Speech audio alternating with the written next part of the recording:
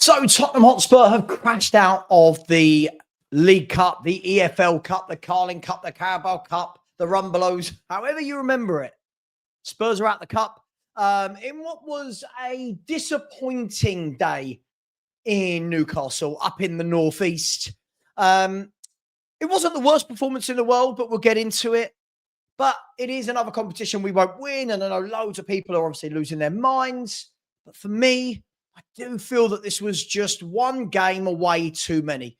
Spurs have been absolutely excellent on the road.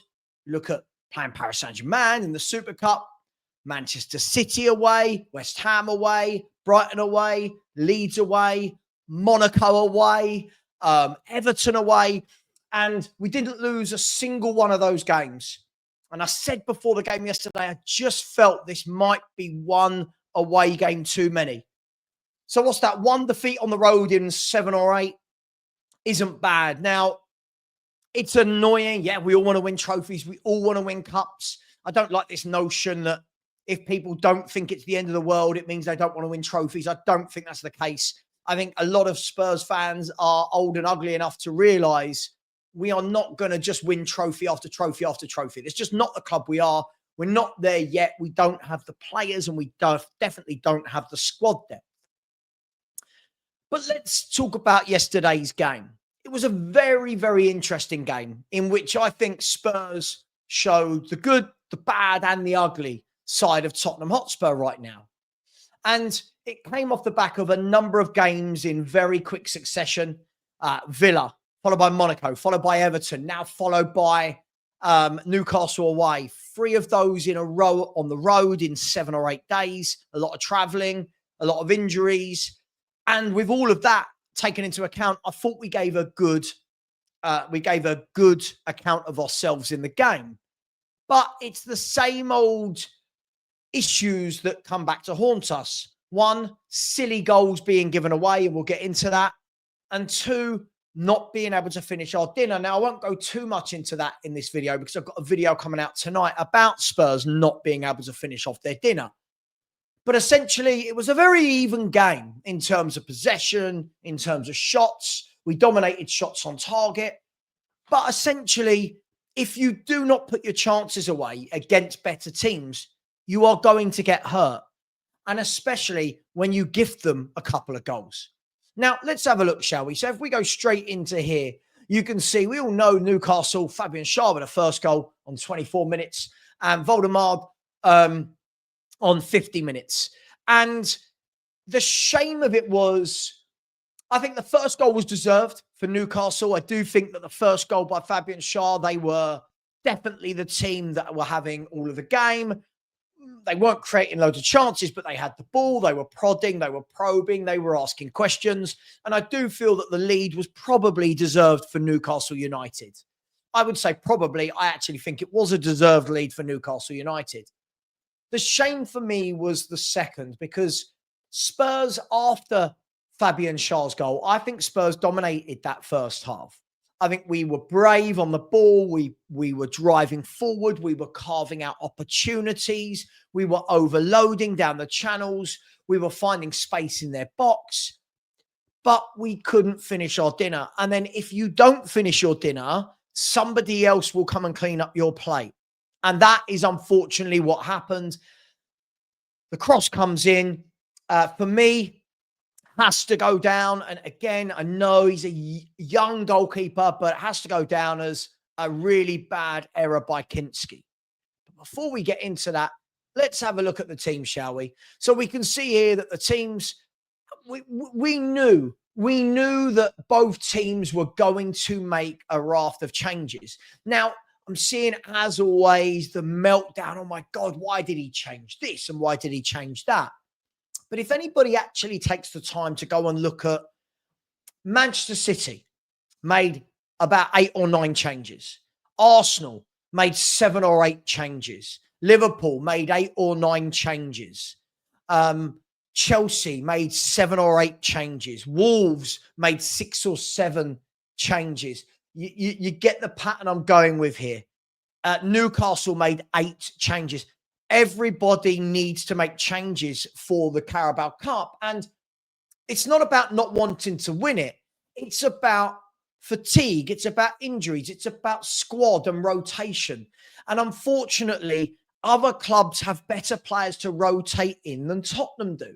Now, that's not me knocking Spurs. That's the reality of the situation. When a lot of people talk about this squad and it's really good, I think yesterday was a wonderful showcase for any fans out there that think that this is a really good squad. For me, we have some good players. I think we have 6 or 7 very good first teamers. After that, I think we really start to show that there isn't a lot of depth there.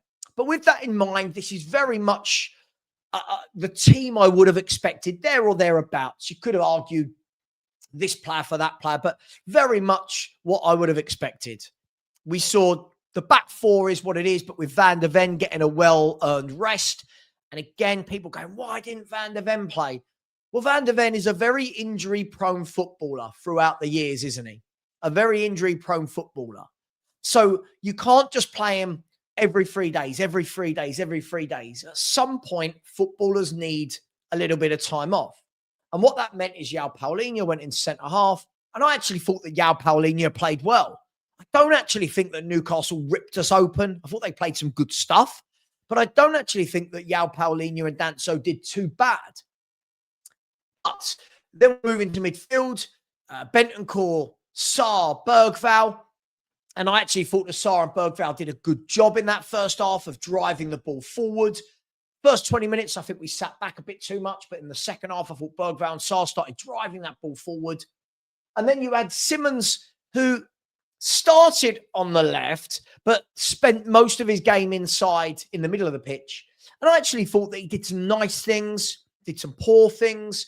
But there were little signs there that he's getting on the ball, prodding and probing, just getting into those dangerous half spaces. Final ball letting him down. However, could have had a really good assist when he set up Papa Sarr to be tipped around the corner by Aaron Ramsdale. But essentially, where Spurs lost this game for me wasn't the defence. It wasn't in midfield. It was up front and it was in the goalkeeping area. So we know that this was the team. We knew it was going to be a tough day. Newcastle made changes, but when you've got people like Alanga and Voldemard as the front three, you've got pace, you've got width, you've got goal scoring. And what Voldemard does that none of ours do, and I'll come back to that in a second, that none of ours do, is he is exceptional with his hold-up play. So when all these experts in the summer go, oh, look at Newcastle wasting 70 million on Voldemard, that is everything that Tottenham need up front. Big, strong, good in the air, holds the ball up, very good feet for a big man. You've always got to say that. Brought others into the game and got his goal. That is everything that I think Tottenham need up front. But for me, that was the difference between the two sides. I don't think there was a lot of difference other than that. As I said, first 20 minutes, 25 minutes, I thought we were pretty slow, showed them too much respect, gave them too much of the football. But then after that, I actually thought we started to dominate. We prodded and we probed and we found gaps in behind them. And if it wasn't for Richarlison and Johnson being absolutely horrific, I'll say it as it is. I'm sorry for anyone this offends. The defense of these two needs to stop now. When you have players like Richarlison and Johnson, you are not going to be free scoring. You are not going to hurt the opposition. And I'm going to show you this. Okay? If we actually look at the stats of the game, as we said, Spurs, 53% possession there. 11 shots to Newcastle's 10. 6 shots on target. 6 shots on target. But can we finish our dinner? No, we can't. We cannot finish our dinner. And unfortunately, the composure, or should I say lack of composure from Johnson, from Richarlison, when they get into these forward areas is absolutely shocking.